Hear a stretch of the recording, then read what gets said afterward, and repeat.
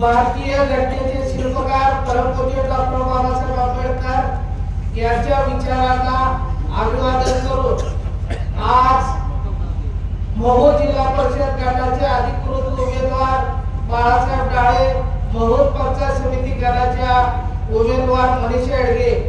Chief महूर panchayat समिती गटाचे उमेदवार राकेश कदम यांच्या प्रचारार्थ आयोजित सभेचे प्रमुख मार्गदर्शक महाराष्ट्रातील सर्वात तरुण आमदार डॉक्टर बाबासाहेब देशमुख, माजी आमदार दीपक आबा साळुंखे पाटील, माझ्याबरोबर आलेले रिपब्लिकन पक्षाचे जिल्ह्याचे नेते अरुण बोसोडे, जिल्हा सचिव सतीश काटे, युवा जिल्हा खजिनदार नवाज सरकारे, मूळ शहराध्यक्ष विशाल सरकारे, मातंग आघाडीचे जिल्ह्याचे उपाध्यक्ष विवेकानंद क्षीरसागर,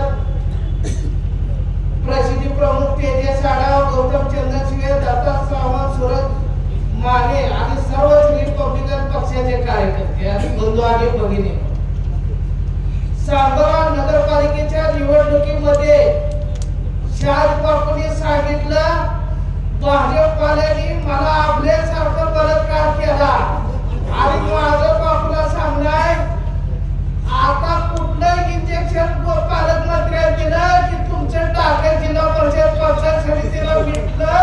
इतर आम्हाला एकदा सांगा बापू. आम्ही मित्र पक्ष ज्या वेळेस आम्ही चिपळूणला उमेदवारी मागितली, बाजाराला आठवण साहेबांना सांगितलं 2 जागा दिले, परत आठवण साहेबांना सांगितलं थोडं माझ्याकडे उमेदवारी मागायचा आला नाही. मी आज जाहीर सांगतो 17/1/2026 रोजी आम्ही सर्व पदाधिकाऱ्यांनी शहाजी बापूंना पत्र दिलं आरपीआयला जागा सोडा. त्याने जागा न सोडल्यामुळे आम्ही आता सगळ्या कार्यकर्त्यांनी ठरवलं की या निवडणुकीत या भाजप शिवसेनेला आपल्या मताची ताकद, आंबेडकरी चळवळीच्या विचाराची ताकद जर दाखवायची असेल तर सांगोला तालुका विकास आघाडीला पाठिंबा द्यायचा आणि म्हणून आम्ही या तालुक्याच्या विकासासाठी या आघाडीला पाठिंबा दिलेला आहे. आणि या निवडणुकीमध्ये आमच्याची बाजूला एक डॉक्टर साहेब आहे,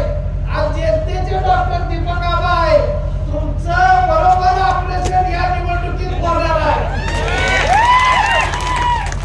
त्यामुळे तुम्ही असं खोटं बोलायचा प्रयत्न करू नका. आणि माझी सर्व कार्यकर्त्याला विनंती आहे, बोध बाजू असेल वादन बोला सगळ्याला,